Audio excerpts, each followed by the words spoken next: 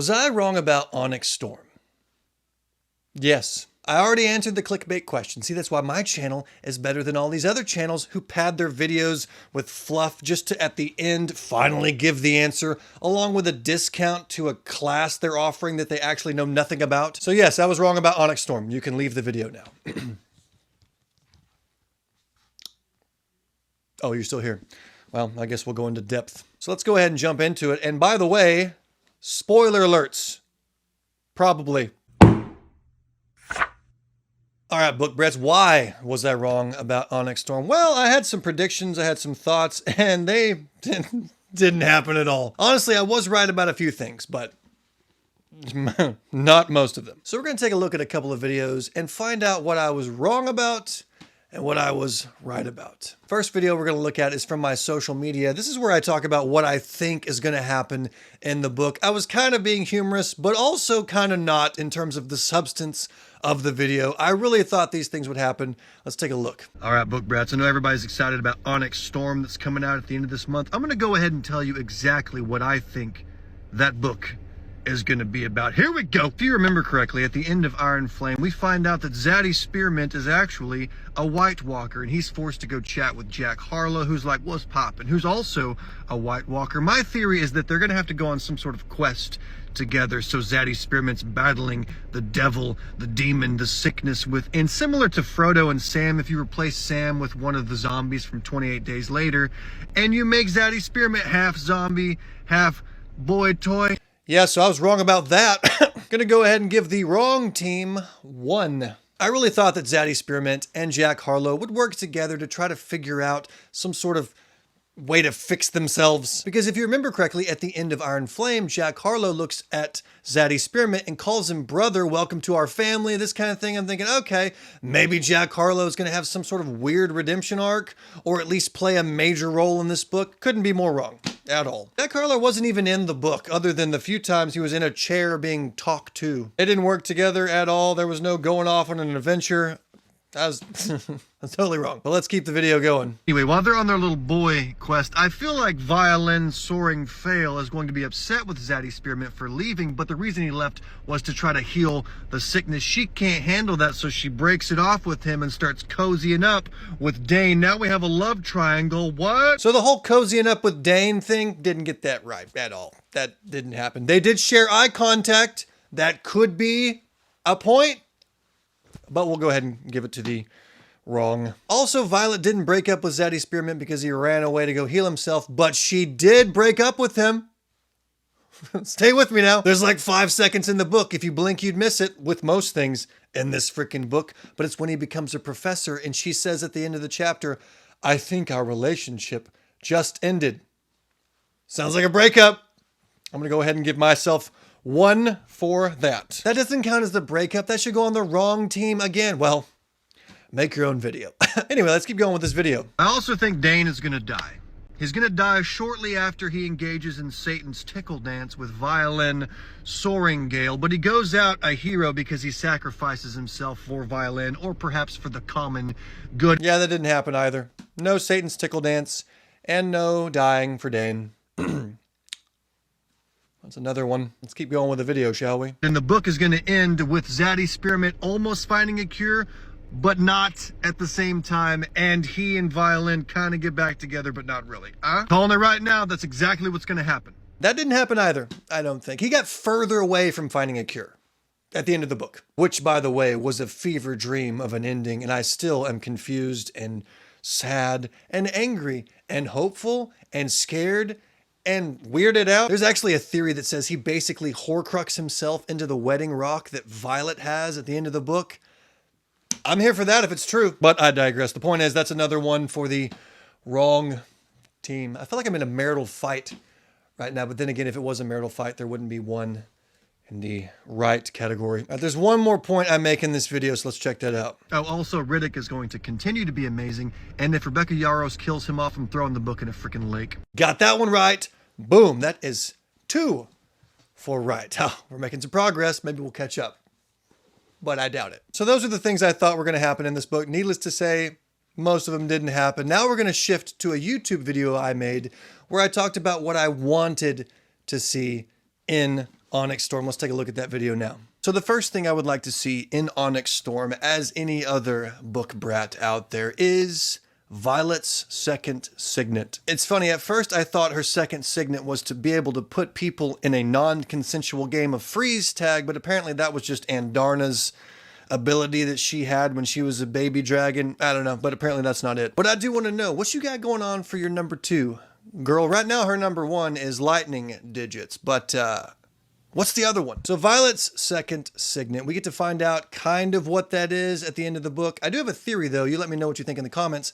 I don't know if that's really her second signet because I don't know that it ever clarifies it actually. All that really happens, if I remember correctly, is Zaddy Spearmint says that might be her signet. Is it clarified elsewhere in the book? Let me know in the comments. But even if that is her second signet, I don't think we've seen the full potential of it. And some of my friends actually interviewed Rebecca Yarros a few days ago, at least at the time of this recording. Their names are Fantasy Fangirls Podcast. And they asked her about her second signet. How much percentage of the second signet did we get a glimpse of in Onyx Storm? And Rebecca Yarros said 10%.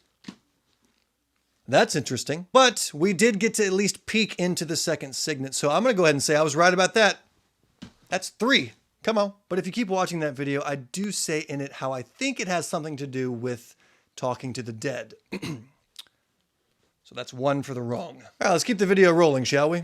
The second thing I want to see in book 3, and perhaps I'm the minority in this, but I want to see someone important die. Once again, maybe I'm alone in this, but do you remember at the beginning of book 1 where she meets this dude on the way to the parapet to try to cross and go into Dragonwarts? So they're having a conversation, they're bonding, and I'm thinking the whole time, oh, maybe this guy's going to be a love interest. I can't wait to hear more about and from this gentleman. And then he immediately dies on the parapet.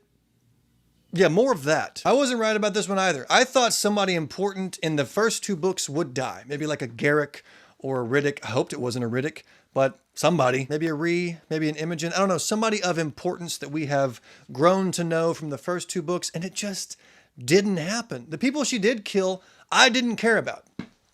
At all. Except for one. Theophany.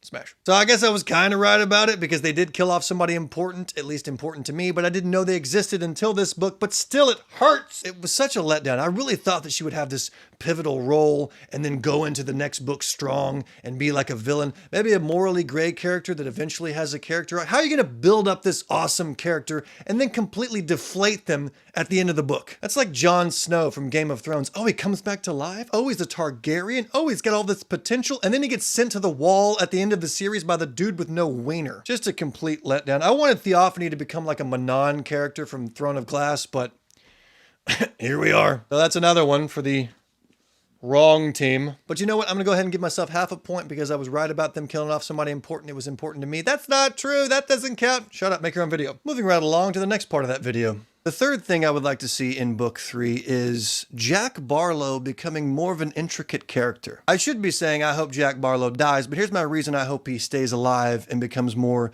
a part of the story. You need that villain you hate. You need that guy that's just there like a cockroach that you can't get rid of, that you read to hate. Every page you're like, oh, I can't wait for you to die. Okay, I couldn't be more wrong about this if I tried. I don't even think Jack Barlow should have freaking been in Onyx Storm. He served no purpose. But the question is, where is he now? At the end of the book, he just kind of vaguely disappears. Maybe he'll have an intricate role in the next book, but I doubt it. But he did come back to life at one point, so perhaps Theophany will come back. Smash. Anyway, he had no purpose in this book. He didn't go off with Zaddy Spearmint. He didn't do anything other than give vague information to Violet when he was in prison. So here we go, yet again, giving another point to the wrong team. Let's continue with the video, shall we? Number 4 thing I would like to see in Onyx Storm is more of Andarna. So at the end of Iron Flame, we leave off with the fact that she is a special type of dragon. She's the unknown 7th breed of dragon. Give me more of that, please. So for this one, it's a yes and a no. We got more of Andarna, not as much as I wanted, because I really like Andarna as a character, but we did get a lot of her, so I got to give myself a point on this one. The best part about her in the book is when she's telling her little story to the mean dragons, and she's being all cute. We did this, we did that, and then they look down their snouts at her and they fly away all angry. I don't like them, but she was adorable when she was telling the story. Also, the banter that she had with Taryn and Violet, just a good character. I want more Andarna in the next book, obviously, but this was good. This was a good amount for this book. The saddest part of the book was when she flew off to go be with the mean daddy dragons and then left Violet with a broken bond. I may have cried at that part in the book. It was not fun. But then she vaguely comes back for reasons we don't know, and then she says to Violet, I won't let them burn you. What are you talking about, Darnie? Okay, I want to know, when's the next book coming out? Never? Probably not? Okay, great. I hated the fact that she left me on a cliffhanger with Andarna, but I also really like it.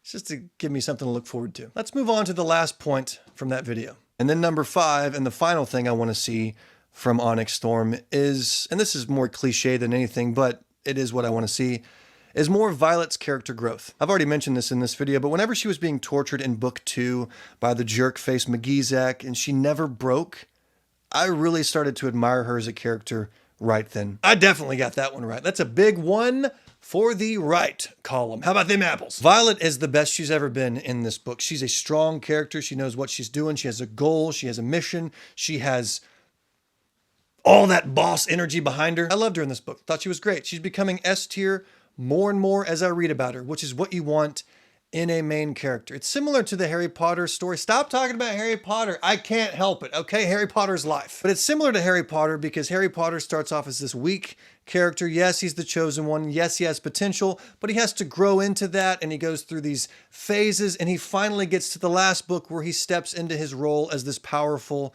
person. Violet's the same way, kind of, although I really did not like her at all in book 1. I always liked Harry because I could identify with Harry, but maybe that's because I was a kid when I read it, blah, blah, blah. But Violet was this nobody in book 1 who couldn't do anything, and now she's a very strong, powerful FMC. Great writing for her character. Maybe not great writing because these books aren't well written at all, but we'll say great character development. And I know I just offended a bunch of people, but oh well. So the final score, I was wrong, but I was also right. Well, that about wraps up this video. What expectations did you have for Onyx Storm? What did you think was going to happen versus what did happen? Were you right? Or were you wrong? I'd love to hear about it in the comments, and stay tuned for the next video.